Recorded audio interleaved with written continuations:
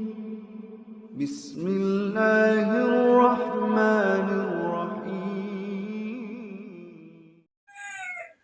Assalamualaikum warahmatullahi wabarakatuh. Sobat-sobat, kita Islam pencerahan. Sobat-sobat, bid'ah hasanah. Inilah sobat-sobat yang dijadikan dalil, dijadikan alasan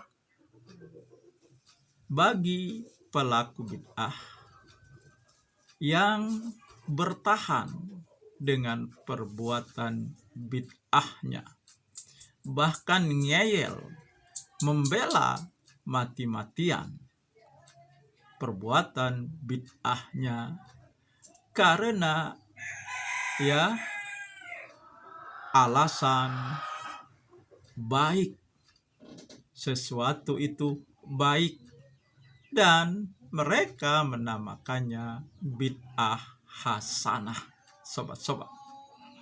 Padahal sabda Rasulullah, kullu bid'atin dolalah, itu tidak ada pengecualian.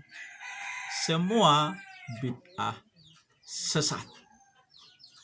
Dan Nabi tentu saja berbicara masalah ibadah, bukan masalah dunia.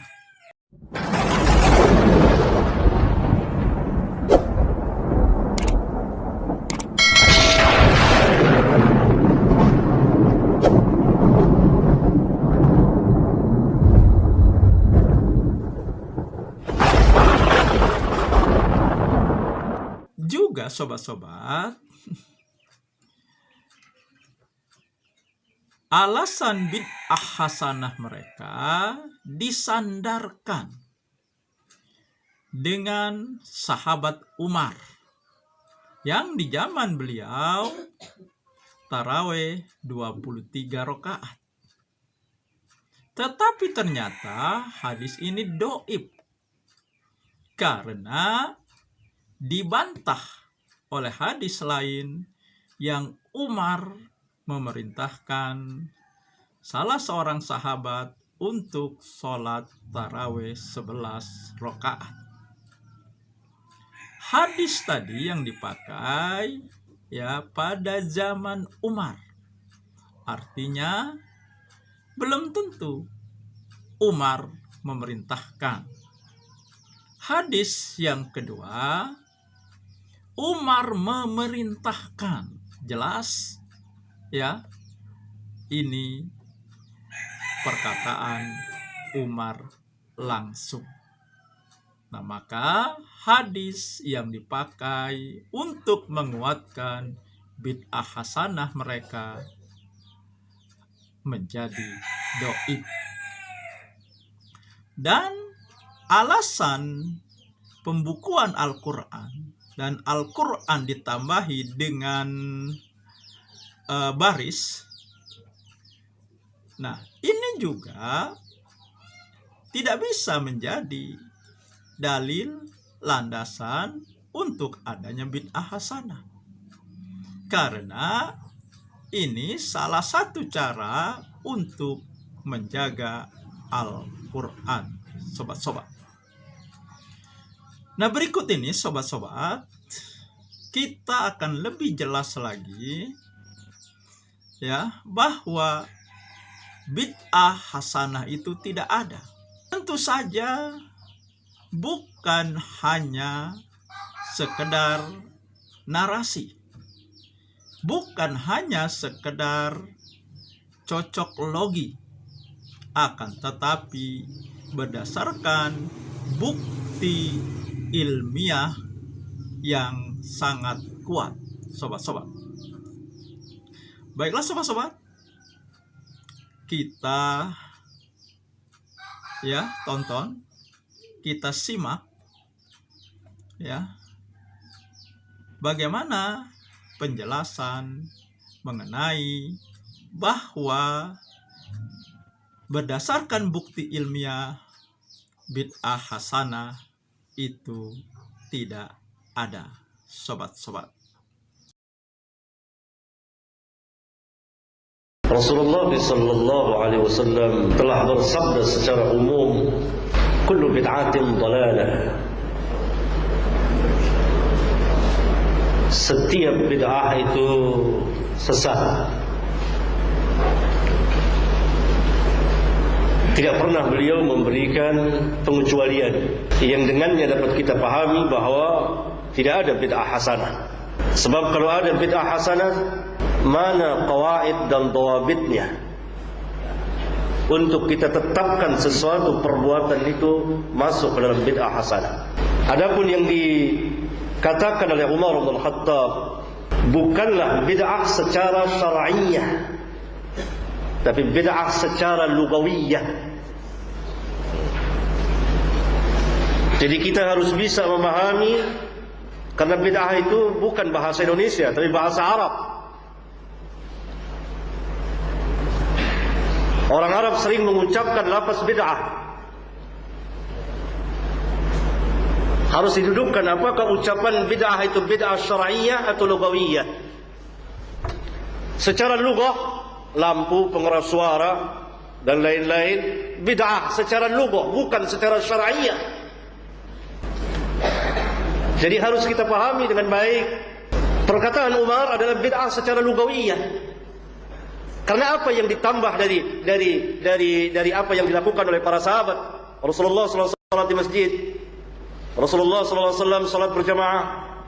Telah ada contohnya dari Rasulullah SAW. Umar tidak membuat yang baru. Adapun tadi dibawakan bahwa Umar memerintahkan salat 20 rakaat, langsung dari Umar itu tidak ada perkataan yang seperti itu. Tapi ada riwayat dikeluarkan oleh Imam Malik di kitabnya Al-Muwatta bahwa pada zaman Umar bin Khattab manusia salat 20 rakaat. Setelah membawakan ini, maka Imam Malik membawakan riwayat yang lain di mana Umar bin Khattab memerintahkan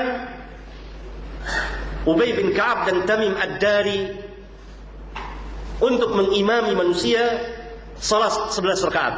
Kata ulama secara isnad, maka riwayat yang pertama dhaif, terputus sanadnya. Jadi kita harus bahas Pak secara ilmiah. Tentu tidak cukup waktu di sini untuk membahasnya. Dengan ilmu, dengan bukti pembuktian ilmiah. Semuanya harus ada pembuktian ilmiah.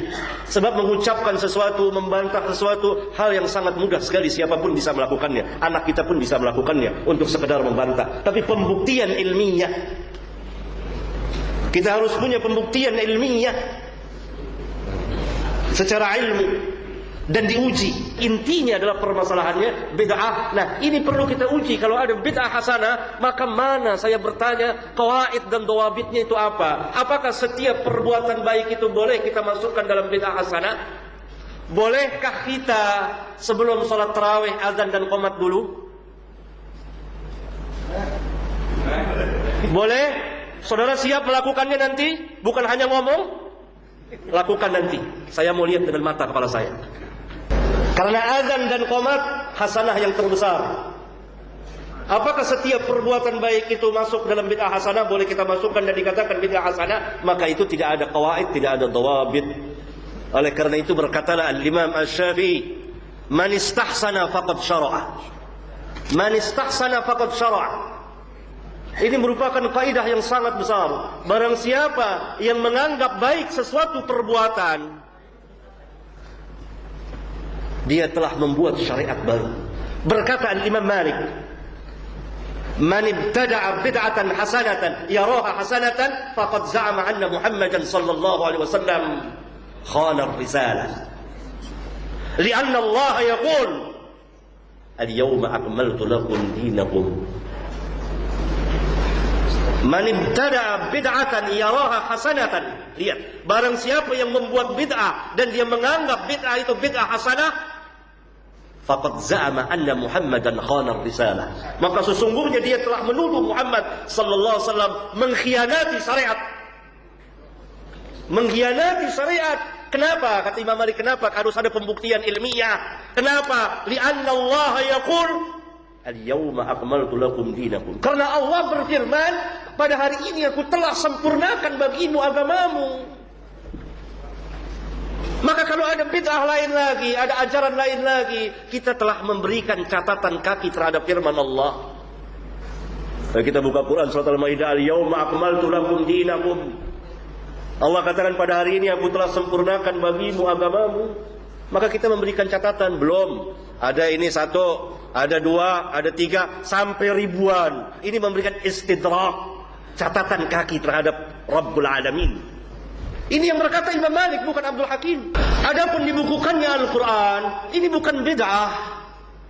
Siapa yang mengatakan ini bid'ah lalu dimasukkan dijadikan dalil bid'ah hasanah? Tidak. Karena Al-Quran memang telah diperintah untuk dibukukan. Salah satu nama Al-Quran Al-Kitab. Apa arti Al-Kitab? Ad-Dhamm wa Jam'u, mengumpulkan. Rasulullah SAW perintahkan untuk ini. Dan itu pertama. Yang kedua, ijma' sahabat jadi hujjah dalam agama. Yang ketiga, sunnahnya al-khulafa ar-rasyidin al-mahdiyin. Bukan kita, jangan dikiaskan antara kita dengan sahabat. Ini dalam ilmu usul namanya qiyas farid, qiyas ma'al farid. Qiyas yang berbeda dengan apa yang dikiaskan. Adapun nuktab itu memudahkan orang. Asalnya bahasa Arab gundul, nggak ada titik, nggak ada apa-apa. Kalau sampai sekarang begitu, saya dan penanya dan antum semua nggak bisa baca. Nggak ada titiknya, dimudahkan. Masalihul mursalah namanya kata ulama dalam ilmu usul. Bukan bid'ah lalu dimasukkan bid'ah hasanah. Ini mencari-cari. Walhasil tidak ada satupun perkataan dari sahabat yang mengatakan adanya bid'ah hasanah. Tidak ada dari tabi'in, tidak ada dari tabi'ut tabi'in, tidak ada dari a'immatul arba'ah. Yang ada sebaliknya tadi saya bawakan dua kaul dari perkataan Syafi'i dan gurunya Imam Malik. Sebab kalau ada, maka jadilah agamanya buah tambahan manusia. Nah, sobat-sobat, jadi jelas ya, gamblang, tuntas, bahwa berdasarkan bukti ilmiah bid'ah hasanah itu tidak ada, sobat-sobat. Demikian saja sobat-sobat. Semoga ini menginspirasi dan mencerahkan. Nasrum minallahi wa fathun qarib. Wassalamualaikum warahmatullahi wabarakatuh.